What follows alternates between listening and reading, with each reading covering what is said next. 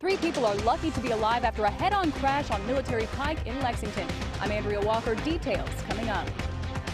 A mother and father facing charges in Whitley County after police say a baby girl was born here, all the while the parents were making meth.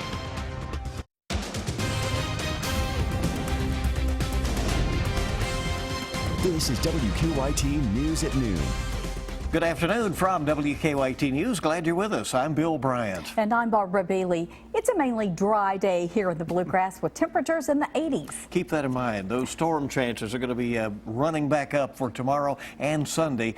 Could be a somewhat soggy weekend. WKYT meteorologist Micah Harris tracking the rain chances on our First Alert Defender. Yeah, I would say through the daylight hours, the best opportunity to see rain is really south of I-64 and back toward that 65 corridor. So as you work your way down toward the Cumberland region, that's the best chance that I see during the daylight hours. However, you get off into the night, you could see some rain spread just after sunset and off into the nighttime hours into the central and northern zones. But for the most part, it's the south of I-64 corridor we're going to be watching.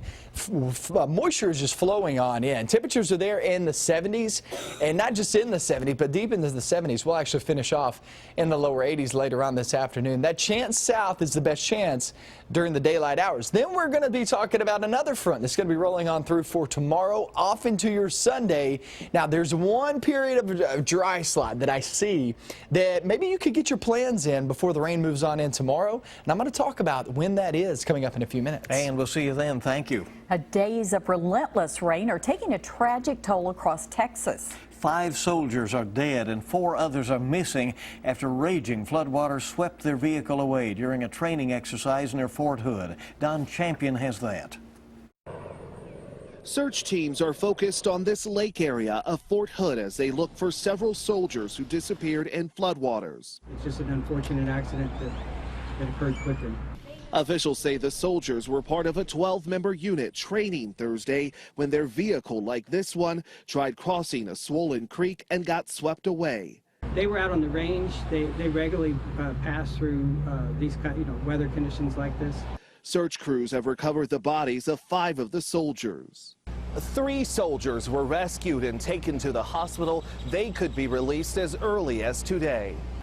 Flood watches and warnings are posted across most of the state. Officials are also watching the Brazos River closely, which is expected to crest in the days ahead. 2 years ago, it was bone dry. No. The driver and passenger in this truck in Granbury narrowly escaped getting swept away in raging water. Water can look innocent, it can look harmless, but you can drive into it and be completely swept away. More storms could dump another 10 inches of rain in parts of the state. Don Champion, CBS News, Fort Hood, Texas. And officials say that floodwaters have destroyed nearly 600 homes so far around Texas. A man is dead and a woman in the hospital after a crash involving a state police cruiser in eastern Kentucky. Now, the on-duty trooper's vehicle collided with a motorcycle on Lost Creek Road in Perry County. Police say the man on the bike was killed and the woman was flown to Pikeville Medical Center for treatment. The coroner identified the victim as 49-year-old Doug Miller. The trooper was treated for minor injuries. 3 people were taken to the hospital, one with serious injuries after a crash here in Lexington. 2 pickup trucks collided on Military Pike just after 8 o'clock this morning. Police say 2 people had to be cut out of the white truck. WKYT's Andrea Walker is near the scene now with a look at all the damage. Andrea? The scene is all clear now, but just a few hours ago, it was anything but. It happened just after 8 o'clock this morning. A white pickup was traveling toward Lexington when it came upon an oncoming car that had crossed the center line. The driver of the truck avoided the oncoming car, overcorrected only to hit the next vehicle head on.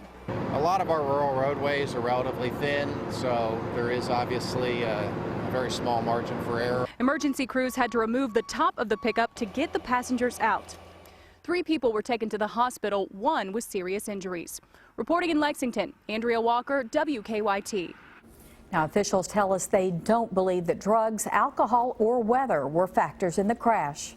A baby's birth led to the arrest of the parents in southern Kentucky. It happened off Barton Hollow Road in Whitley County, and police say the couple was found with materials used to make meth shortly after the mother had given birth in a man-made tent.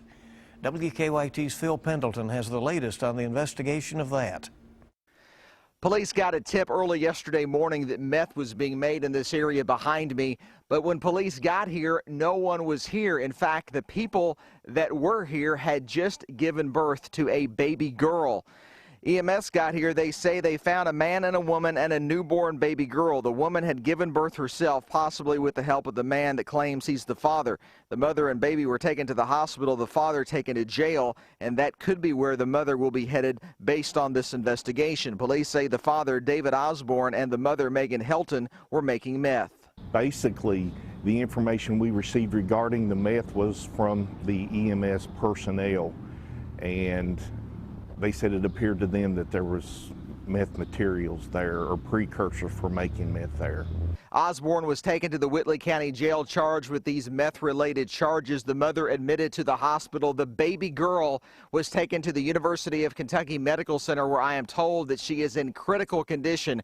Police say they believe she is in very poor shape. We're going to have a lot more on this later today, but for now, in Whitley County, Phil Pendleton, WKYT.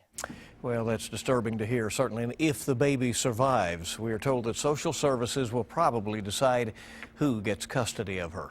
The trial of a man charged in a high-profile Lexington murder case is expected to start next week. And today, Mark Taylor was back in court. His attorney made several final requests to the judge. Taylor is charged with murder and kidnapping in the 2013 death of Alex Johnson. WKYT's Mark Barber is outside the Fayette County Court Complex now to tell us what happened at today's hearing. What to expect when Mark Taylor goes to trial in 3 days. The Commonwealth's attorney says the first person that they're going to call to the stand will be the mother of the man that Taylor is accused of kidnapping and killing. Alex Johnson's body was found stuffed in a barrel in the Kentucky River back in 2014. The Commonwealth's attorney prosecuting his one-time friend and now accused killer wants to start the trial with his mother's testimony so she can explain who Johnson was and why his death is not just another statistic. Taylor's attorneys asked the judge to keep her from testifying because they think that she will be used to drum up sympathy for her son. The judge overruled that motion. In another last-minute request, Taylor's attorneys asked the judge to only allow autopsy photos that show relevant injuries.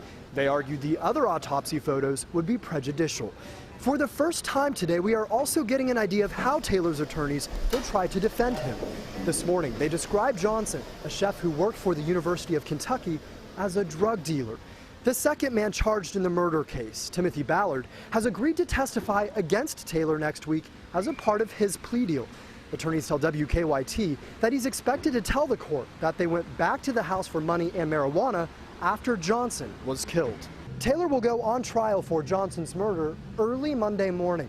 Attorneys expect the trial to last 2 weeks. In Lexington, Mark Barber, WKYT. Another noteworthy item that came out in court today, the Commonwealth's attorney said she thought they had an audio recording with a key witness, Johnson's girlfriend, but it appears to have disappeared. Attorneys think it was a mistake by the officer who wrote the report. Other news now, certainly a sweet way to end the week. Today is the unofficial national holiday that you may not have thought of before. Right. National Donut Day induces a certain sort of frenzy in people, and everyone just wants to get out and get sugar. Sugar, and that pretty much sums it all up. Many local shops are taking part today in National Donut Day, including Donut Days Bakery in Lexington. It's collecting donations for the Salvation Army and the Red Cross this afternoon, while also trying to set an all-time production record. But there is a certain buzz in the air, and most of the people who have come in have looked at us right off the bat and been like, you know what day it is. And we're like, we got you, pal. It's National Donut Day. Yeah. Donut Days has a store on Southland Drive as well as one in Chevy Chase and along the Eastern Bypass in Richmond. Well, weakness in the labor market could make it difficult for the Federal Reserve to raise interest rates next month. We'll take a look at the latest job numbers coming up on Kentucky's #1 Midday News. Also ahead, Kentucky native Johnny Depp's divorce drama is heating up. We'll have the latest on the abuse claims from his estranged wife. Next on WKYT. Welcome back to WKYT News at Noon. Hiring plunged last month to its lowest level in more than 5 years. The Labor Department says employers added just 38,000 jobs in May. That's the fewest since September of 2010. The unemployment tumbled to 4.7%. That's the lowest rate since November of 2007. But the reason for that is not good. Nearly 500,000 Americans stopped looking for work and were no longer counted as unemployed. The disappointing figures will likely raise doubts that the Fed will boost interest rates next month. And the latest job numbers are obviously having a negative effect on stocks here at midday. All three of the major market indicators are down right now. Prosecutors are expected to announce Monday whether charges will be brought against the family of that boy who climbed into a gorilla exhibit at the Cincinnati Zoo last weekend. They've been reviewing the results of a police investigation. Many legal experts are saying that charges are unlikely. Zoo workers were forced to shoot and kill the gorilla after he dragged the boy through water for about 10 minutes. The boy's family says he is doing well at home now after being treated at a hospital. The zoo is planning to reopen the gorilla exhibit Tuesday with some added barriers. Well, the drama between Kentucky native Johnny Depp and his estranged wife is getting even uglier. Entertainment Tonight obtained alleged text messages between Amber Heard and Depp's assistant from 2014. The text seemed to suggest that Depp was abusive before the marriage, with his assistant writing, quote, "When I told him he kicked you, he cried. He wants to get better." But the assistant tells TMZ the texts were heavily doctored and that Depp has never been violent against Heard, and he's willing to testify under oath. Heard filed for divorce from Depp a week ago and filed a restraining order against the actor. Matt Damon is returning to the campus of the Massachusetts Institute of Technology almost 20 years after he played a mathematically gifted custodian in Good Will Hunting. The Oscar winner is set to deliver the commencement address at MIT in Cambridge, Massachusetts, near where he grew up. The actor recently joked that he considers it an honor to be commencement speaker at a school that he could not have gotten into. Damon dropped out of Harvard one semester short of receiving his degree so he could pursue his acting career. Well, he's done all right for himself, what do you think? Maybe a good choice there. Keep it here on WKYT News. Police officers and other law enforcement officials helped kick off the Special Olympic Summer Games today. We'll take you to the torch relay coming up on WKYT News at 12:30. Now, your zone-by-zone forecast with meteorologist Micah Harris. Yeah, right now we're actually mainly dry outside. It's not a bad day in store. We're in the mid to upper 70s at this very moment. And when we travel off into the rest of the afternoon, we'll see a couple of rumbles spark up, but nothing widespread, nothing that we're just going to have to cancel a lot of these plans for. So I would stick to the plans. There are a lot of events kicking off today, already kicked off from yesterday. You got the Brass Band Festival there in Danville, and that goes all the way through your weekend. I would head out there today because the weekend looks sloppy. Live sky camera, there's your shot, mixture of sun and clouds. Let's break down the forecast for you next 24 hours. And once we get deep into the afternoon and off into the evening hours, you will have that opportunity at a chance of rain. But remember, the best bet, not the only chance, but the best bet to actually see some rain today is far south and southwestern Kentucky. Off toward the Cumberland Parkway, that is your best chance. And then as we go off into the night, we'll have a few showers, maybe even a rumble of thunder. Tomorrow morning, here's the deal. For tomorrow and off into your Sunday, the best chances of rain are going to be during Saturday afternoon, off into the night and into Sunday. Meaning, if you're looking for a shot to get something in, some of these plans, some of these outdoor plans, these events going on, big events, do it during the morning hours, because the morning hours, there's only a 30% chance of rain. That's the best chance to stay dry. Afternoon, we actually have a marginal chance of severe weather, meaning a low-end threat of that. So a couple of isolated cells will be possible, but really you're going to get some strong storms out of this. There's no doubt about that. It's just a couple of these could become severe with damaging winds being our main player.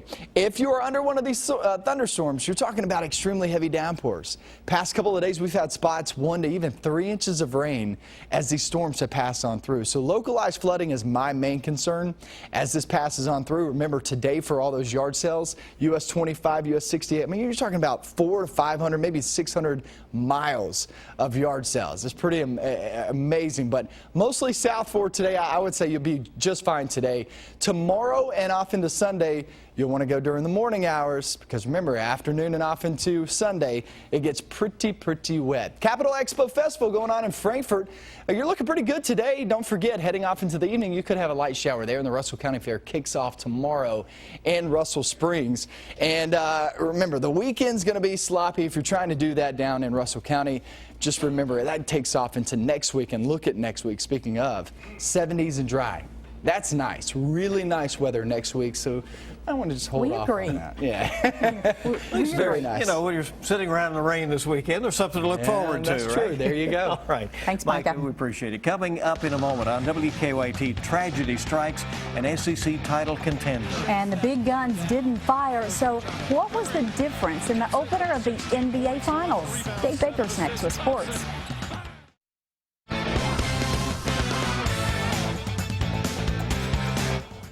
They won 3 elimination games to get back into the NBA Finals, and at home for last night's Game 1 with Cleveland, you had to figure the Warriors would have all the momentum. Think again.